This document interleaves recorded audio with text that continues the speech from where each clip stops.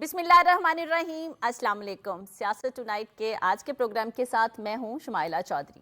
ہمارے آج کے ایجنڈا میں شامل ہے دانش یونیورسٹی کا قیام، وزیر اعظم شہباز شریف کا اعلان، آئی ایم ایف سے مذاکرات کامیاب، بجلی کی قیمتوں میں بڑے ریلیف کا اعلان، ٹیکس فائلز کی تعداد میں زبردست اضافہ، موڈیز نے بھی ریٹنگ بہتر کر دی۔ آج اسلامو فوبیا کا عالمی دن منایا جا رہا ہے۔ اس پر ماہرانہ رائے دیں گے رضوان رضی اور امین حفیظ۔ السلام علیکم۔ وعلیکم السلام ورحمۃ اللہ وبرکاتہ۔ رضی دادا، سب سے پہلے تو اے پی این ایس کے انتخابات ہوئے، جو نئی ایگزیکٹو کمیٹی منتخب ہوئی ہے اس کو پرائم منسٹر نے مبارکباد دی ہے۔ آپ لوگوں کو بھی مبارک ہو۔ جی، ہم تو خیر ایڈیٹر نہیں ہیں، نہ میں ہوں، آپ کو مطلب اگر ایک پوری قوم کو مبارک، اگر کوئی انتخابات جو جیتنے والی پارٹی ہے مبارک دینی چاہیے ہماری طرف سے بھی۔ لیکن سرمد بھائی جو ہیں، سید سرمد علی صاحب جو ہیں، وہ ان کے ادارے کے مدار المہام بھی ہیں جہاں پہ یہ کام کرتے رہے۔ کچھ عرصہ میں نے بھی وہاں پہ کام کیا، بڑا لمبا بہت طویل عرصہ اکٹھے کام کیا۔ ہاں، اور کچھ عرصہ میں بھی اسی کشتی کا سوار رہا ہوں۔ تو سرمد صاحب ماشاءاللہ سینیٹر ہو گئے ہوئے ہیں، تو ان کو اے پی این ایس کا بنا دیا گیا ہے۔ اچھا، اس میں جو ایک بات ہے، وزیر اعظم صاحب نے آج مبارکباد بھی دی ہے، اور عطر قاضی صاحب جو ہیں وہ سیکرٹری جنرل پہلے بھی وہ رہ چکے ہیں، اور اس کے علاوہ جو ہے وہ اور بھی جسے کہنا چاہیے ناز آفرین جو ہیں وہ صدر ہیں، سینئر نائب صدر، یہ ڈان گروپ سے، اور نائب صدر ہیں شہاب زبیری صاحب، یہ بزنس ریکارڈر، ٹھیک ہے، اور آج ٹی وی، ٹھیک ہے نا جی۔ جوائنٹ سیکرٹری ہیں محسن بلال صاحب، اور فائنانس سیکرٹری ہیں نوید کاشف صاحب دنیا سے۔ تو اس میں زیادہ تر جو ہیں علاوہ باقی جو ہیں وہ مالکان نہیں ہیں، باقی ملازمین ہیں۔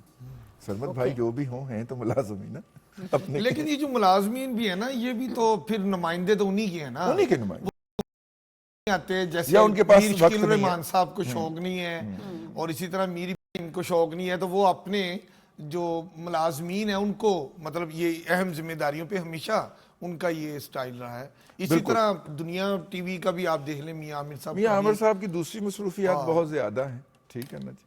اور لیکن اس میں جو مجھے بات پہلی دفعہ محسوس ہوئی ہے وہ یہ ہے کہ بڑے گروپوں نے یہ عہدے آپس میں بانٹے ہیں۔ جیسے قاضی عطر جمیل صاحب ایک ہیں، ہمارے سینئرز میں سے ہیں، بہت پیار کرتے ہیں۔ لاہور میں کوئی جرنلسٹ بے روزگار ہو جائے ان کا دروازہ کھلا ہوتا ہے کہ وہ میرے ہاں آ کے کام کر سکتا ہے۔ ان کے صاحبزادے سے بھی ہماری یاد اللہ ہے۔ وہ اے پی این ایس کے کسی نہ کسی عہدے پہ رہا کرتے تھے ماضی کے اندر، ہمیشہ، اور بڑی رسپیکٹ کمانڈ کرتے تھے۔ ان کا یا ان کے صاحبزادے کا نام غائب ہے اس کے اندر سے، مطلب یہ میرے لیے اچنبے کی بات ہے، ٹھیک ہے۔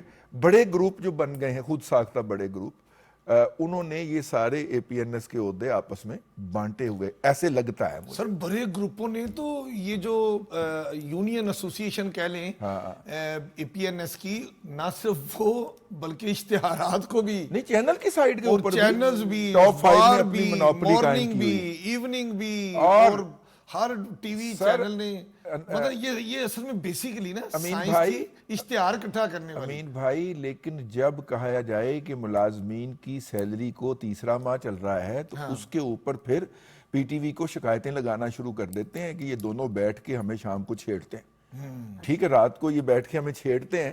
یعنی آپ کون سا ادارہ مجھے بتائیں جس میں سیلری جو ہے وہ وقت کے اوپر مل رہی ہو؟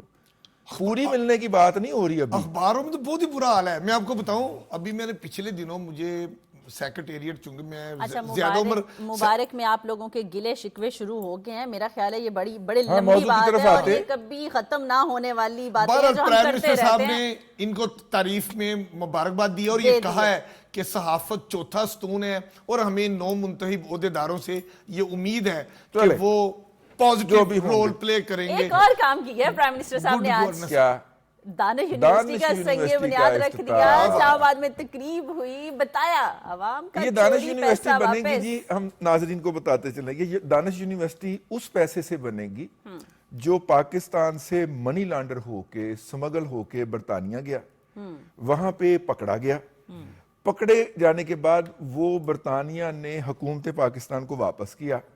حکومت پاکستان نے پھر اٹھا کے اسی بندے کو دے دیا جو یہ منی لانڈرنگ کر کے پیسہ نکال کے لے کے گیا تھا, یعنی چور کو واپس کر دیا.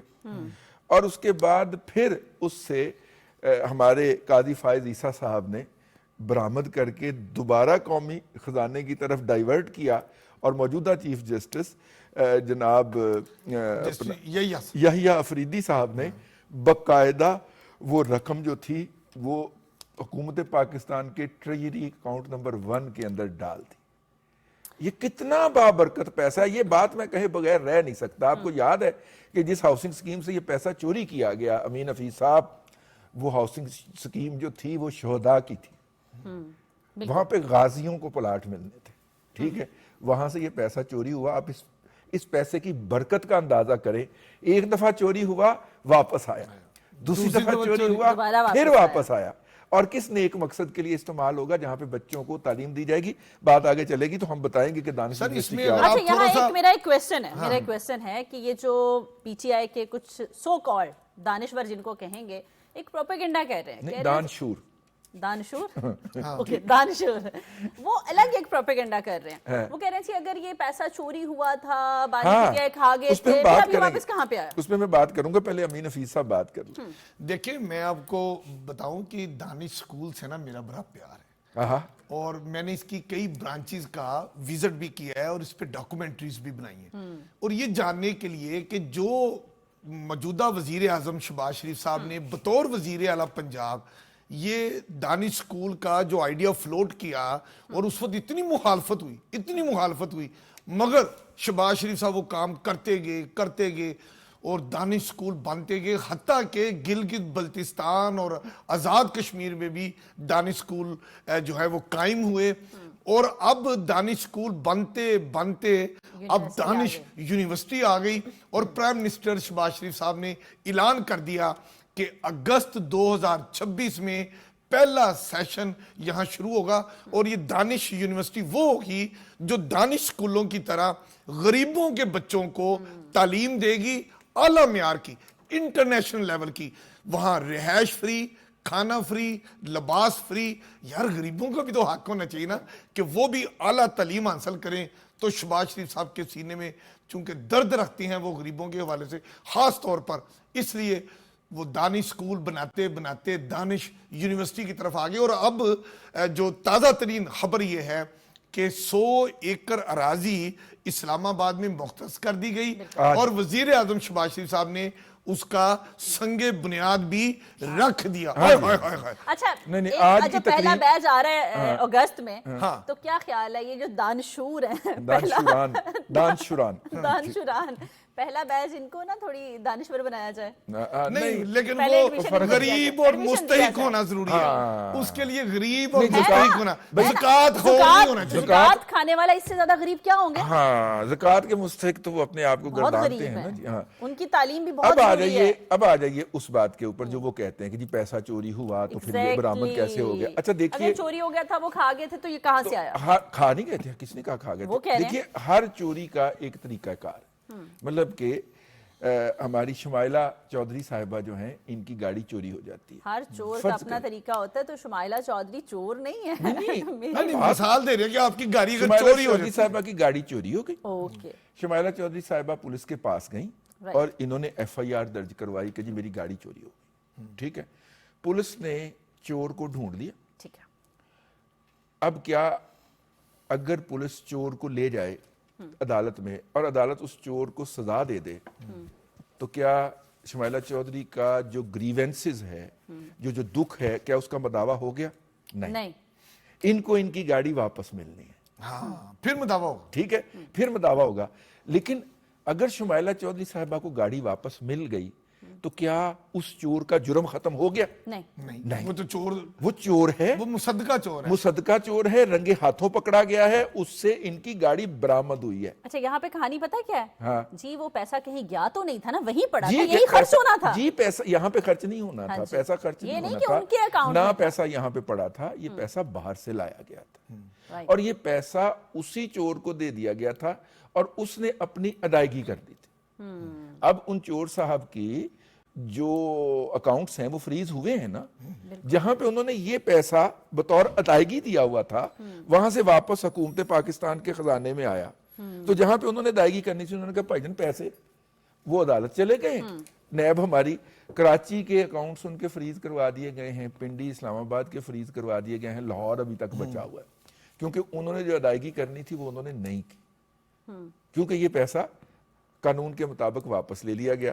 تو ان کے لیے میرا جواب یہ ہے. اچھا, ریاست مدینہ بنانی تھی, اگر ریاست مدینہ ہوتی تو پھر چور کے ساتھ کیا سلوک ہونا تھا؟ مطلب کیا سلوک ہوتے تھے؟ ہاتھ کاٹے چوروں کے جاتے ساتھ؟ ہیں, زبان کاٹی جاتی ہے. نہیں, ہاتھ کاٹے جاتے ہیں. ہاں مطلب اس لیے کہ جب اسلام کی بات ہوگی, ریاست مدینہ کی بات ہوگی, تو پھر سزا اور جزا بھی اسی طرح ہی ہوگی جو پھر ریاست مدینہ کا جو اس قانون اور قاعدہ اس میں کہتا ہے. تو جو شکر کریں. ویسے میں یہاں پہ ایک بات کلیئر کرتا ہوں, اس لیے گئے کہ اب 1973 کا آئین ہے, اور 73 کے آئین کے تحت ہی جو ذیلی قوانین بنتے ہیں وہی بنے, اس میں زبان اور ہاتھ کاٹنے کی نہیں ہے. ادروائز اب تو خیر پھانسی بھی بہت کم ہوتی ہے. میں عرض کر دوں اس کے حوالے سے, یہ ہم نے بھی ایک جو اسلاموفوبیا آج ہمارا موضوع بھی ہے, اس کے تحت ہم نے بڑا ڈریکونین بنا کے اس کو پیش کر دیا ہے.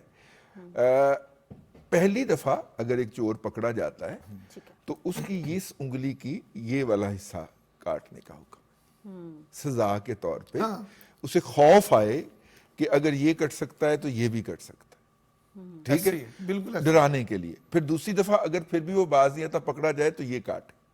اس طرح ہاتھ تک پہنچتے ہوئے تو شاید وہ تائب ہو جائے نا, اللہ تعالیٰ کا ایک بندہ بن جائے. تو اس لیے ہم نے محاورتاً تو کہہ دیتے ہیں ہاتھ کاٹے, لیکن پوری نبی کریم صلی اللہ علیہ وآلہ وسلم کی حیات مبارکہ میں دیکھیے کہ یہ سزا یہ حد کتنی دفعہ جاری ہوئی اور کتنے افراد پہ جاری ہوئی. ٹھیک ہے, آدھی درجن افراد نہیں ملتے آپ کو. اور جو میرا مطلب ہے کہ وہ سپیرٹ تھی نا اس کی, اصل تو بات اس سپیرٹ لوگوں کو بتانا تھا کہ یہ ہو سکتا ہے اور ہوگا. اس سے لوگ باز نہیں, یہ والا تاثر یا پروپیگنڈا جو ہے یہ اسلام کو ایک مطلب اس کی ڈیمونائزنگ کرنے کے لیے, اس کو ایک جو ہے وہ ایسا مذہب جس میں رحم نہیں ہے. حالانکہ ہمارے نبی کریم صلی اللہ علیہ وسلم کا لقب ہی رحمت للعالمین ہے, ٹھیک ہے نا.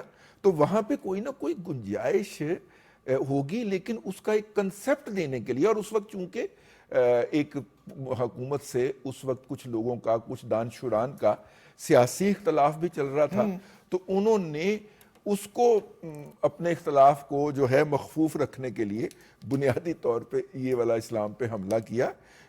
مطلب this is not the true face of Islam نا, by the way. میں وہی کہتا ہوں نا کہ مطلب بچت ہو گئی نا. جی میں عرض کروں کہ یہ حکم تو یہ ہے نا کہ اگر کوئی شخص یہ بات کرتا ہے تو پہلے پرسویشن سے آغاز کیا جائے, اس کو قائل کیا جائے, یار دیکھو بری بات ہے, اور قائل کرنے والے بھی اہل الرائے ہوں. دادا ویسے جو بات آپ کر رہے ہیں وہ ٹھیک ہے, لیکن یہ اسلاموفوبیا کا ہم بعد میں کریں گے اس کو ڈسکس. ہاں میں نے کہا لگے ہاتھ بات کر لیتے ہیں, کیونکہ سی ایم پنجاب نے بھی اس پہ بات کی ہے, مریم نواز صاحبہ نے بھی, کہ اس کا خاتمہ کیسے ممکن ہے. دیکھیے اس کا خاتمہ جو ہے وہ اس طرح ممکن ہے کہ ہم زبان کھولتے وقت احتیاط کریں. دیکھیے میں اگر کسی کو گالی دوں گا تو امین حفیظ صاحب میں یہ تو ڈکٹیٹ نہیں کر سکتا کہ جواب میں وہ بھی گالی دے. ٹھیک ہے, وہ گالی دے, ہو سکتا ہے وہ بڑی گالی دے, بالکل ہو سکتا ہے وہ مجھے تھپڑ مار دے, ہو سکتا ہے وہ مجھے گولی مار دے, ہو سکتا ہے وہ مجھے کچھ بھی نہ کہے, لیکن میں اس کا رویہ ڈکٹیٹ نہیں کر سکتا. ٹھیک ہے, جب یہ بات ہو گئی ہے, اور یہ میں ایک ایسے معاشرے کی بات کر رہا ہوں جس کے اندر یہ جو قوانین ہیں ان کا اطلاق اتنا سخت نہیں ہے. اگر آپ ان معاشروں کی بات کریں جہاں پہ قانون بہت سختی سے امپلیمنٹ کیا جاتا ہے, آپ کسی شخص کے بارے میں نازیبا کلمات کہہ کے دکھائیے.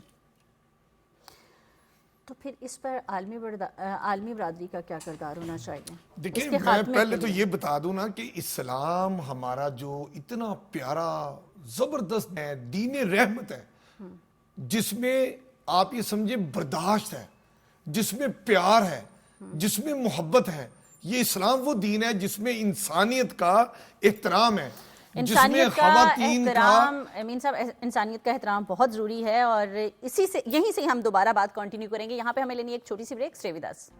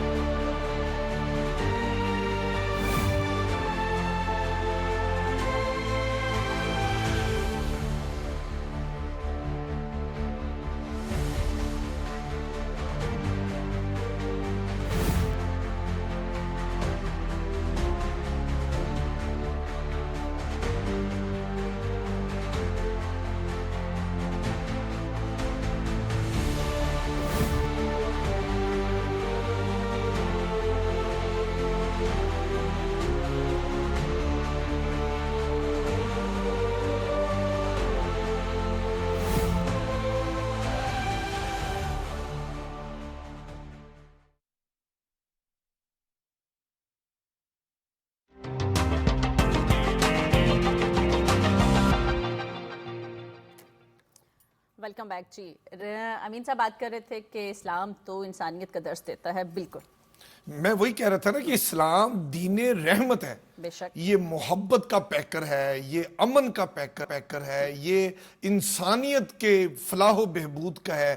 لیکن افسوس کہ اس کی جو دنیا میں اس کو جو ہے وہ اس وقت جو ایک لہر لوگ سمجھتے ہیں، وہ اس کو بدقسمتی سے اسلام اور مسلمانوں کے خلاف جو پروپیگنڈا کیا جاتا ہے، وہ مطلب ہم تو ہمیشہ سے جو پاکستان کی ریاست ہے جس کا جو بنیادی جو ہے وہ لا الہ الا اللہ محمد رسول اللہ کلمے کی بنیاد پہ ہم لوگ اپنی بات کرتے ہیں، اور یہ بالکل اپنے عمل سے مسلمان جو ہے وہ ثابت کرتے ہیں کہ ہم جس کو کہتے ہیں نا فرقہ بندی، اور وہ کیا کہتے ہیں کہ فرقہ بندی ہے کہیں اور کہیں جاتے ہیں کیا پنپنے کی یہی باتیں، مطلب یہ کیا زمانے میں پنپنے کی یہی بات ہے.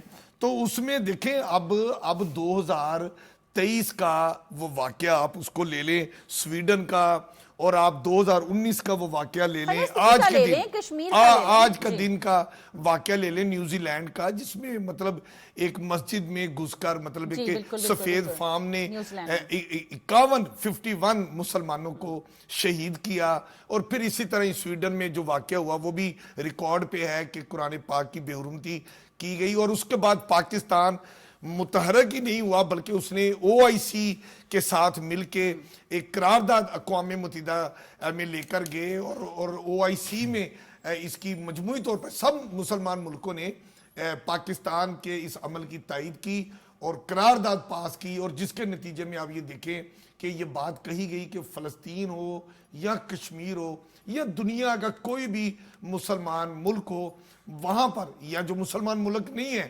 جہاں مسلمان آباد ہیں ان کے ساتھ ناروا سلوک رکھنا، امتیازی سلوک رکھنا مذہب کی بنیاد پہ. اور سویڈن نے تو پھر اس طرح مطلب واقعات ہوئے وہاں پر مسلمانوں کے خلاف قرآن مجید کے متعلق وہ بے حرمتی ہوئی، پھر انہوں نے پوری دنیا کے OIC کے پریشر کے بعد انہوں نے قانون سازی کی اور یہ کہا کہ قرآن پاک سمیت کسی بھی مذہبی کتاب کی بے حرمتی کرنا جرم قرار دے دیا. اچھا ویسے میں ایک بات آپ سے عرض کروں کہ یہ بھی کچھ افراد کا یا گروپوں کا انفرادی فعل ہے. جس طرح ہم جب کوئی مسلمان غلط حرکت کرتا ہے تو ہم یہ کہتے ہیں کہ وہ اسلام کا نمائندہ نہیں ہے، اس طرح ہم یہ بھی کہتے ہیں کہ اگر کسی دوسرے مذہب کا پیروکار کوئی غلط حرکت کرتا ہے دل آزاری کی تو یہ اس مذہب کی نمائندگی نہیں. بالکل صحیح. ٹھیک ہے، ایک بات تو ہم یہ رکھیں. پھر ہم دیکھیں اگر نیوزی لینڈ کے اندر وہ واقعہ ہوا ستامن نوازیوں کا، تو وکٹم کے ساتھ یکجہتی کے اظہار کے لیے ان کی وزیر اعظم نے عبایا پہنا اور سکارف لیا. مطلب یہ ان کا صرف وکٹم کی فیملیز کے ساتھ اظہار یکجہتی کرنا تھا. یہ بات آپ ذہن میں رکھیے. بالکل. سویڈن میں اگر یہ واقعہ ہوا ہے اور پوری دنیا میں پھر اس تو کو بڑا اس اپریشیٹ بھی واقعے کیا گیا. کی جڑیں جو ہیں ہمیں ان افغان مہاجرین سے ملتی ہیں جو افغانستان میں خانہ جنگی کی بنیاد کے اوپر انسانی ہمدردی کے تحت وہاں پہ لے جائے گئے. ویسے ماشاءاللہ کمال ہیں ہمارے افغان ہمسائے جو ہیں. جرمنی میں انسانی ہمدردی کی بنیاد پہ لے جائے گئے تو جرمنی میں، اور سویڈن میں لے جائے گئے تو سویڈن میں دنیا کا ہر کبھی فیل کرتے ہوئے ہر پائے بار گئے. تو ہم کہتے ہیں بہت ٹھیک احسان ہے، فراموش ہے. تو بس چھوڑیں اس بات کو، اس طرح کی بات نہیں کہتے ہم، لیکن لوگوں کو پتہ ہے اس حوالے سے. لیکن میں یہ سمجھتا ہوں کہ یہ جو اسلاموفوبیا کا جو موضوع اگر اس کو کنکلوڈ کریں تو دیکھیے برداشت دوسرے کے لیے ہونی چاہیے. ٹھیک ہے، کیونکہ جب آپ کسی شخص کو تھپڑ ماریں گے یا اس کو گالی دیں گے تو آپ اس کے رویے کو ڈکٹیٹ نہیں کر سکتے. تو معاشرے کے اندر ایک مجموعی انارکی کی صورتحال پیدا ہو جاتی. تو یہ خیر میں نے کہا کہ ہم آج اسلاموفوبیا کا دن بھی ہے تو اس میں تھوڑا سا حصہ بھی ڈال دیں. دیکھیں جی، اسلاموفوبیا جو ہے نا وہ مطلب یہ وزیر اعلیٰ پنجاب مریم نواز شریف نے بھی آج سٹیٹمنٹ جاری کی اور انہوں نے یہی کہا کہ عالمی امن اور بین المذاہب کے لیے یہ بڑا خطرے کی بات ہے.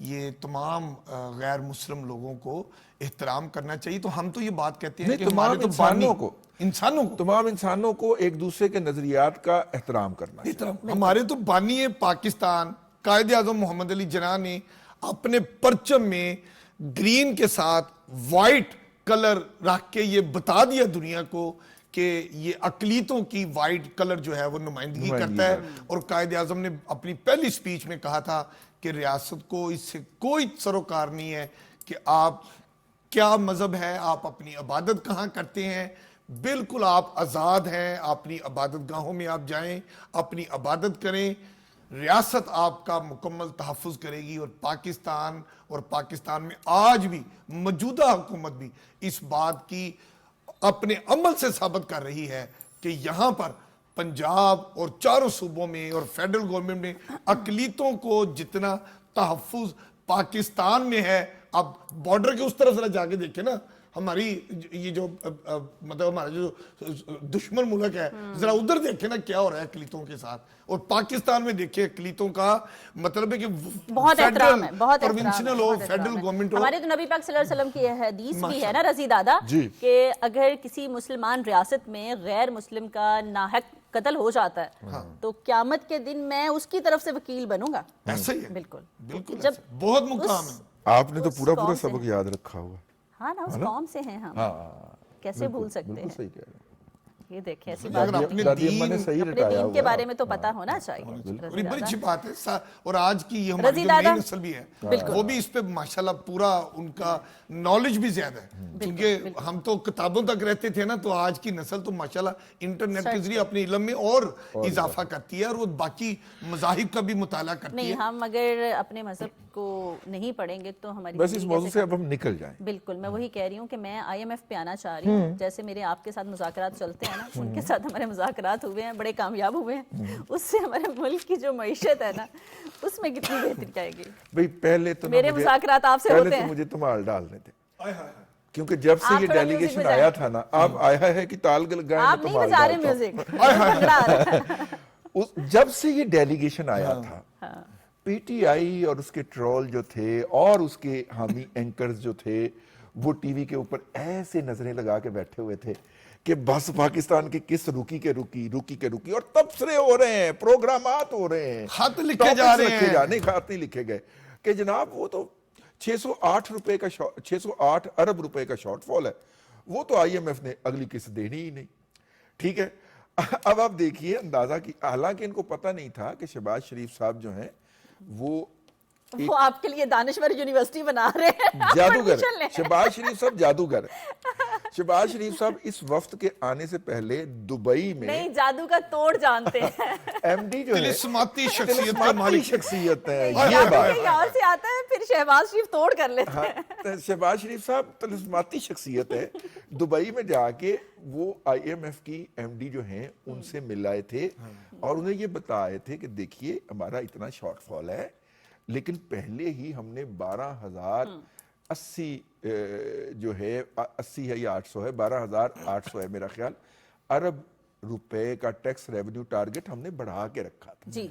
तो अगर उसमें कोई 600-700-800 रुपए की कमी भी 600-800 अरब रुपए की कमी भी है तो आपने अकोमोडेट कर लेना। तो वो मतलब कि अपनी बात मनवा आए, मान गए मनवा आए थे और आके उन्होंने कह दिया था कि बस बस बस कम हो गया है, ठीक है, साड़ी गल हो गई है। देखिए असल बात साड़ी में उत्ते गल शुमाइला हो गई। बात पता क्या है, कहते हैं ना कि आपकी जो बात है अगर आपको ये पता चल जाए कि मेरी इस बात का रेलेवेंट आदमी कौन है, रेलेवेंट फोरम कौन है, वो बंदा अगर उस रेलेवेंट फोरम पे जाके बात करके कन्विंस कर दे तो मैं समझता हूं कि उससे ज्यादा कामयाब इंसान कोई नहीं हो सकता। और वजीर आजम शहबाज शरीफ साहब जिनको स्पीड अच्छा यहाँ पे एक हमारे ऐसे भी वजीर आजम गुजरे हैं जिनको हर मामले के लिए रेलेवेंट कैमरा लगता था, चलाओ कैमरा है ARY की लाइट के साथ चलाओ कैमरा, और वो हर चीज कैमरे को एड्रेस करके किया करते थे। लेकिन इसमें जो पहली बात हुई है वो हुकूमत पाकिस्तान को कुशन मिला है और कुशन मिला है पेट्रोलियम प्राइसेस के अंदर। हुकूमत ने IMF के साथ कहा है कि ये जो 60 रुपए की PDL है, पेट्रोलियम डेवलपमेंट लेवी, ठीक है, पर लीटर, हाँ। इसके अंदर आप हमें छेड़छाड़ करने की इजाजत दें कि अगर हम कम करना चाहें तो कम कर दें, अगर हम बढ़ाना चाहें तो बढ़ा दें, ठीक है, एक बात। दूसरी बात हमने ये उनसे मनवाई है कि जो हमने रीनेगोशिएट किया है मुख्तलिफ IPPs के साथ, सही, और उसके नतीजे में हमें बचत हुई है, तो उस बचत को हम सही तरफ जो है वो डाइवर्ट कर दें, यानी कि कंज्यूमर के लिए बिजली की कीमत कम करें। अगरचे IMF का इसरार है कि भाई 2600 अरब रुपए के आपके सर्कुलर डेट हैं, और यहां पे ये बात बतानी बहुत जरूरी है, ए क्लिप कटना ही मुंडिया, यहां पे ये बात बतानी बहुत जरूरी है कि ये 2600 अरब रुपए का सर्कुलर डेट यानी गर्सी कर्जा ये 10 अप्रैल 2022 को था, पहले था, ठीक है, उस वक्त उस पे फरीज कर दिया हुआ है। आप अंदाजा करें कि उसके बाद कम से कम 2.25 साल 2.5 साल की हुकूमत हो चुकी है और सर्कुलर डेट के अंदर इजाफा नहीं होने दिया गया, मैनेज किया गया। अगरचे इस मैनेजमेंट में आपका और मेरा रगड़ा निकल गया बिल की सूरत में, सही बात है, ठीक है, आई मुश्किल लेकिन अवाम साथ देते हैं। अच्छा मैं आखिरी बात कर लूं, और एक बात उन्होंने कहा जो बात सुनने के लिए आपके कान तरस रहे होंगे हैं, वो ये है कि जो सरकारी मुलाजमीन है या जो PTV के मुलाजमीन है उनको जो तनख्वाह मिलती है उसमें से जो इनकम टैक्स कटता है उसकी शरह हम कम कर सकते हैं, रिलीफ हो जाए। और दूसरी अच्छी बात क्या है, सुने शुमाइला, दूसरी अच्छी बात क्या है, ये 2 हफ्तों से जारी जो IMF और पाकिस्तान के थोड़ा सा भंगड़ा बनता है, पाकिस्तान के और IMF के जो पाकिस्तान और IMF के जो 2 हफ्तों से मामला चल रहे थे, गुफ्तगू शनीद हो रही थी, उसमें जो खूबसूरत बात ये है, इशारा जो मिला है, पॉजिटिव इशारा, वो 2 अरब डॉलर से भी जायद का इशारा मिला है कि IMF हमें वो जल्द देने जा रहा है। और इन सारे वो माहौलियात के हवाले से है, वो ना उसकी अप्रूवल 2 नहीं 2.5 है, 2.5 है, 50 करोड़ का अटका सेट है, जायद का है ना, जायद का है।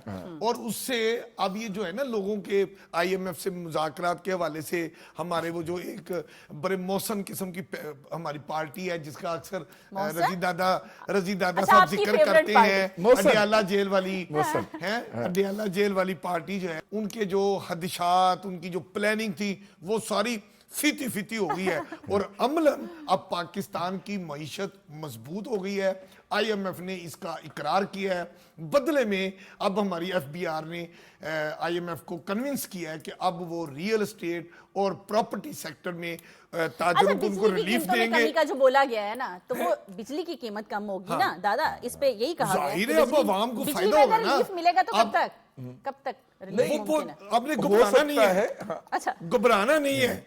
जो रजी दादा ने बताया ना, जो पाकिस्तान जिन मुश्किलात से गुजर रहा था, छोटी सी ब्रेक लेंगे, उसके बाद मैं आगे पूछूंगी कि घबराना है या नहीं है।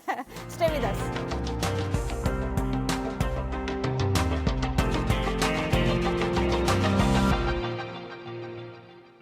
वजीर आज़म मोहम्मद शहबाज शरीफ की फलस्तीनी और लबनानी बहन भाइयों की मदद में हुकूमत पाकिस्तान का साथ देने की अपील।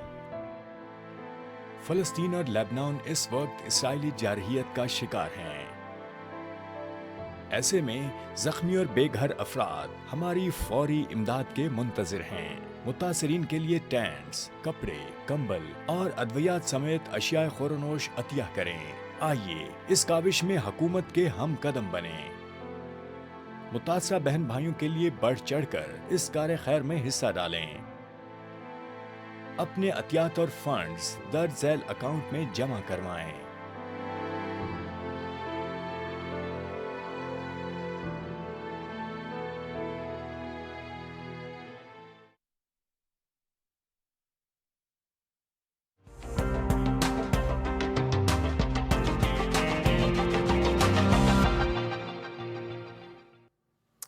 प्रोग्राम में एक बार फिर से खुश आमदीद। और अमीन साहब, जो आप और मैं हमेशा बात करते हैं कि आम आवाम को रिलीफ कब मिलेगा, अब तो मिलने जा रहा है ना, तो मैंने यही पूछा था ब्रेक में जाने से पहले कि ये रिलीफ कब तक मुमकिन है।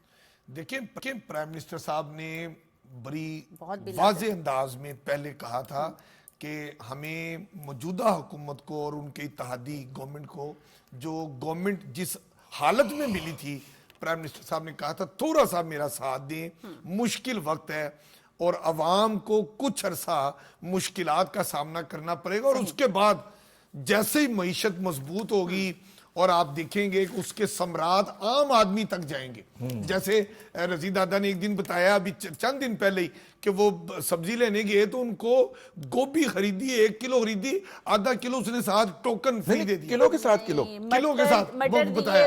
इस तरह सब्जी सस्ती हुई, अंडे सस्ते हो गए, मतलब चीजें कुछ बेहतर हुई। लेकिन बहरहाल अभी महंगाई अपनी जगह पे जो नहीं, कल अभी इनको फ्रूट बहुत सस्ता मिला है। हाँ जी, अच्छा, पता नहीं मुझे क्यों मिल पता नहीं जाता है लोगों को स्ट्रॉबेरी नहीं, जो है वो समझते होंगे रजी दादा के हालात ही ऐसे हैं, सर पे पाल ही नहीं है, छोड़े इनको दे दे। रजी दादा को देख के ना कोई कीमतें कम नहीं करता, इनको देखने के बाद तो लोग चालान करते हैं। लोगों को स्ट्रॉबेरी जिस दिन 700 रुपए किलो मिली है लाहौर में, अच्छा मुझे को 300 रुपए दे गया। अब बताएं मैं क्या करूं। असल में जो आपको मिलती है ना स्ट्रॉबेरी, वो ऊपर वीवीआईपी दाने और नीचे सारे मसूम दाने। आजकल स्ट्रॉबेरी जो है ना लाहौर के अंदर बड़ी कमाल की है। नहीं, अभी तो बहुत, और कराची में भी सुना कि बहुत अच्छी है। लेकिन इस वक्त नॉर्मली 400-500 रुपया रेट चल रहा है। बेहतरीन किस्म की स्ट्रॉबेरी है। और अगर आप उसका वो मिल्क शेक बना के पिए, दूध डाल के ग्राइंड करें और फिर अफ्तारी के वक्त पिए, ना भी पिए तो उसका स्लश बड़ा मजेदार बनता है, 7 अप डाल के बनाएं। अच्छा, मुझे ये बताएं एक और अच्छी खबर मईशत के मैदान में, जैसे आपको चीजें सस्ती मिल रही है ना, अच्छी खबर ये है कि ये जो टैक्स फाइलर्स की तादाद में इजाफा हुआ है। हाँ, ऐसा क्या किया है गवर्नमेंट ने? देखिए, बात ये है कि टैक्स फाइलर की तादाद आप 10 गुना भी कर दें, अगर ये फाइलर कोई टैक्स नहीं देंगे तो उसका कोई फायदा नहीं है, सिर्फ फॉर्मेलिटी पूरी होगी, गर्दन हमारी ही नापी जाएगी। तो मैं एफबीआर के चेयरमैन साहब जो कि लाहौर से गए हुए हैं और अमीन हफीज साहब के बड़े पुराने और दोस्त हैं, पक्के पंजाब के पक्के टीट किस्म के दोस्त हैं, ठीक है। हाँ, तो मेरी उनसे गुजारिश है कि भाई ये जो आपने लोग इनकम टैक्स जो रिटर्न्स फाइल हुई हैं और इनसे कुछ टैक्स भी वसूल करें ताकि हुकूमत जो है वो लोगों को रिलीफ दे सके। लेकिन इससे भी एक बड़ी बात, और बड़ी बात है, मूडीज की रेटिंग आई। उसकी रेटिंग और मूडीज की रेटिंग रियल मानों में मैटर करती है, यानी उसने पहले पाकिस्तान को नेगेटिव में रखा हुआ था, फिर उन्होंने स्टेबल में किया। सही, पहले नेगेटिव था, फिर उन्होंने कहा जी अब स्टेबल हो गया, और अब उन्होंने कहा कि ये पॉजिटिव में चली गई। उड़ान पाकिस्तान, उड़ान पाकिस्तान, अब उन्होंने कहा ये पॉजिटिव में चली गई है। ये जो स्टेप हुआ है ना, इसको पाकिस्तान के बारे में हर जगह पे मुस्बत लिया गया है। मुझे ये लग रहा है, मैंने सुना है कि केपी हुकूमत ने भी तारीफ कर दी है इसकी, उड़ान पाकिस्तान की। जो हमारे औरंगजेब साहब हैं, ये मुझे लगता है कि बहुत बड़े जिसे कहते हैं तुलस्मे होशरुबा किस्म के करैक्टर हैं। यानी कि IMF के डेलीगेशन के दौरे के दौरान ही मूडीज की रेटिंग का आ जाना, उस मुज़ाकरात पे भी तो मुस्बत असर पड़ा ना सर, जाहिर कि है। आप ना वही मैं सिर्फ कि पूछने लगी थी, हुकूमत कितना अच्छा मैटर परफॉर्म करता कर रही है, बल्कि आपका बैंकिंग सेक्टर जिसके अंदर मेजर शेयर इस वक्त प्राइवेट सेक्टर का है, हुकूमत के पास तो नेशनल बैंक रह गया ना, बाकी तो हुकूमत ने बैंक बेच दिए, प्राइवेट तो सेक्टर आपका प्राइवेट सेक्टर भी परफॉर्म कर रहा है।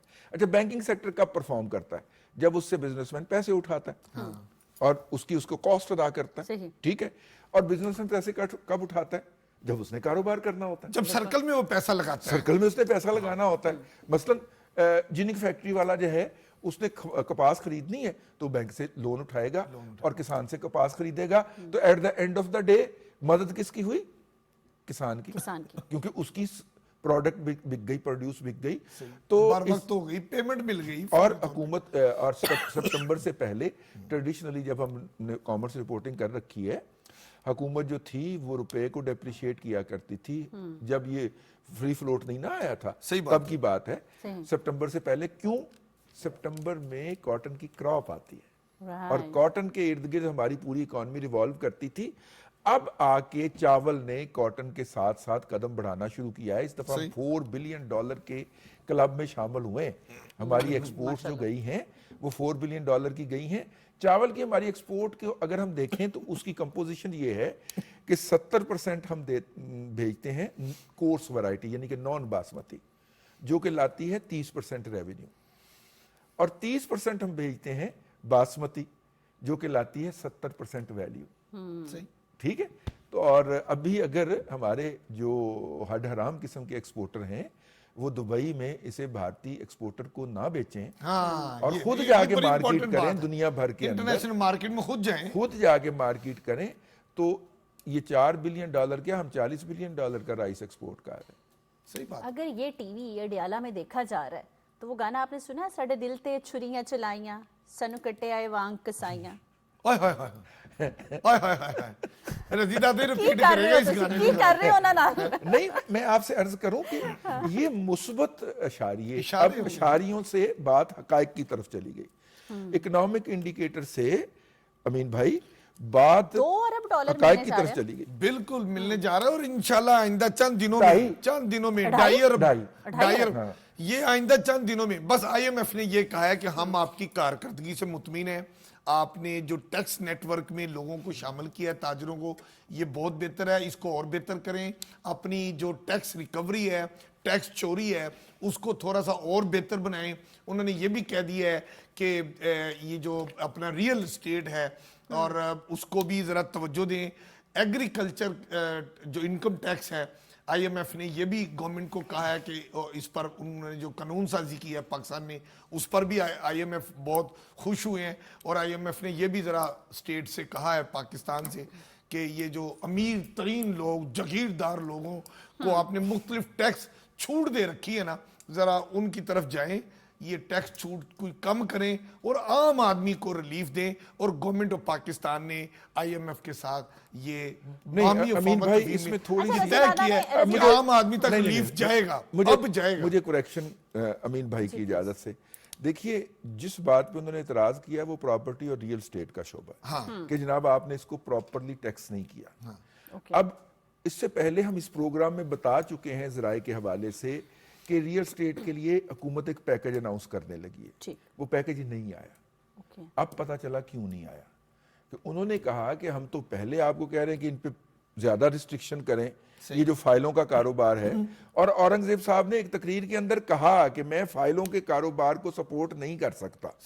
अब देखे ना, एक सोसाइटी, मैं एक मिसाल देता हूं, 100 एकड़ या 50 एकड़ अराजी के ऊपर मुश्तमिल, मिसाल दे रहा हूं कि सोसाइटी अनाउंस करती है। अभी उसमें मैं मिसाल दे रहा हूं कि फर्ज करें उसमें 1000 प्लाट है, तो सोसाइटी 5000 फाइलें भेज देती है। हाय हाय हाय हाय, अब मैं नाम नहीं बता सकता, फिर मैं नाम लूंगा, बात दूर चली जाती है। इतने बड़े गैंग इसके अंदर आ गए हैं हाउसिंग सोसाइटियों में, और अब वो मीडिया में भी आ गए हैं। جی جی اور اب وہ میڈیا مالکان میں بھی آ گئے ہیں. پھر وہ میری بات دور چلی جاتی ہے, وہ پھر کہتے ہیں نیڑے ہی واپس موڑ لو, نیڑے ہی واپس موڑ. سب سے پہلے تو دیکھیں جیسے ماضی میں کوآپریٹو سکینڈل آیا, ہاؤسنگ سوسائٹیوں کے حوالے سے غریب آدمیوں کا پیسہ ڈوبا. میرے اور آپ جیسا آدمی ساری عمر ہم تنہا دار لوگ جو ہیں اپنے بچوں کی تعلیم و تربیت پہ خرچ کرتے ہیں, ان کو باٹا اور سروس کے میں نام لے لیا, کمپنیوں کے نہیں لینا چاہیے تھا. مطلب ایک عام کمپنی کا جوتا ہم بچوں کو لے کے دیتے ہیں, عام کپڑے لے کے دیتے ہیں. ساری عمر کی کمائی کے بعد ہم ایک گھر کا خواب دیکھتے ہیں اور یہ چور اور ڈاکو لٹیرے جو ہے نا آپ اور میرے پیسے کھا جاتے ہیں. لیکن ایک بات میں آپ کو بتا دوں, ایک بات میں آپ ان پر بھی لیجسلیشن ہونی چاہیے. جتنی سوسائٹی ہے, جتنی اراضی ہے, اس کے اندر رہ کے وہ پلاٹ بیچے, ہمیں کوئی اعتراض نہیں. بالکل صحیح کہہ رہے ہیں.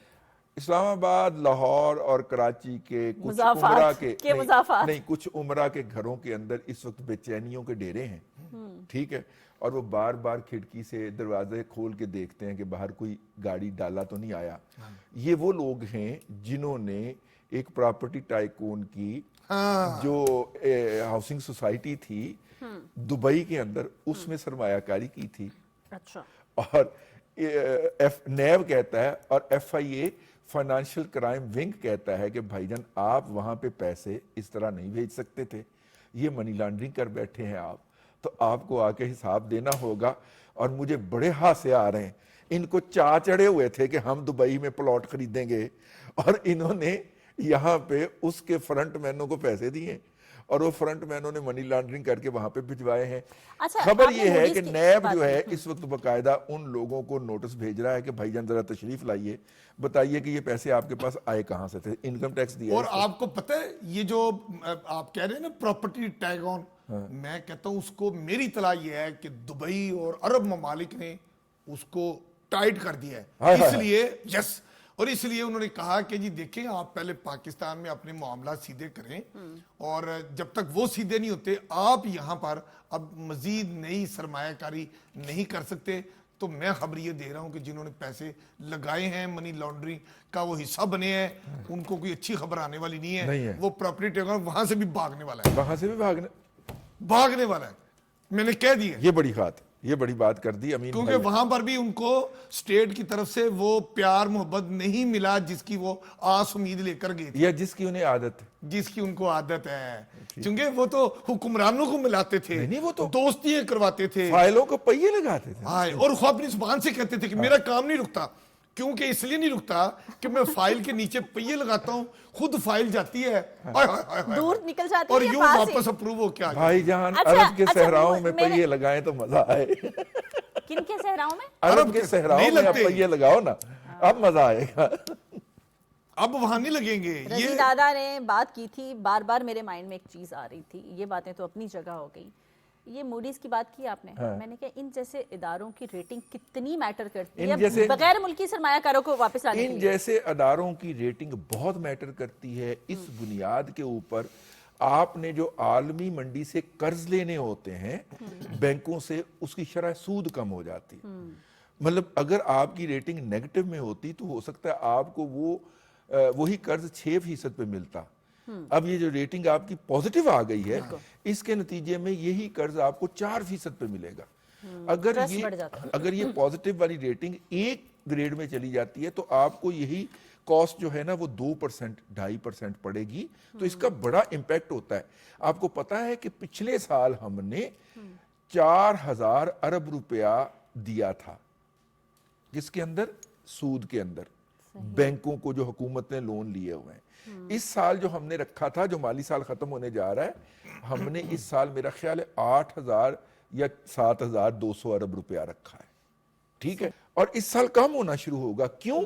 ہم مہنگے قرضے واپس کر رہے ہیں اور سستے قرضوں سے ان کو ریپلیس کر رہے ہیں, کیونکہ ہماری معیشت مضبوط ہوگی. ہاں جی, اورنگزیب صاحب کی یہ بڑی اچھی اسٹریٹجی ہے, اور سکوک میں جا رہے ہیں. اور سکوک آپ کو پتا ہے اسلامی ہے, اور جب آپ اللہ تبارک و تعالیٰ کے حکم کے مطابق کوئی ایکٹ لیتے ہیں تو پھر اس کی برکتیں نازل ہوتی ہیں. ایسے تو اس وقت ہم سکوک میں جا رہے ہیں, سکوک سے پرانے مہنگے قرضوں کو ریپلیس کر رہے ہیں. تو یہ والا جو ہوگا, یہ دوبارہ ہم 4,000, 2,500, 2,000 अरब रुपए पे ये सूद की अदायगी लाएंगे और जिसके नतीजे के अंदर हुकूमत को पैसे बचेंगे तो फिर ऐसे तो नहीं। प्राइम मिनिस्टर साहब ने अपनी मईशत की टीम की तारीफ की थी, फिर एक टाइम पे आके उनको मुबारक भी दी थी। रज़ी दादा और अमीन हफीज, एक टाइम था जब हम IMF के पीछे पीछे भागते थे और मिन्नतें करते थे। अब टाइम है कि वो हम पे ट्रस्ट करते हैं, और ट्रस्ट भी इतना करते हैं जैसे रज़ी दादा ने कहा कि वो हमें लिबर्टी भी दे रहे हैं, जी आप कीमतें बढ़ा लें या कम कर लें। आज के प्रोग्राम का वक्त ख़त्म हुआ, हमें इजाज़त दीजिए, अपना ख्याल रखिएगा। अल्लाह हाफ़िज़। पाकिस्तान जिंदाबाद।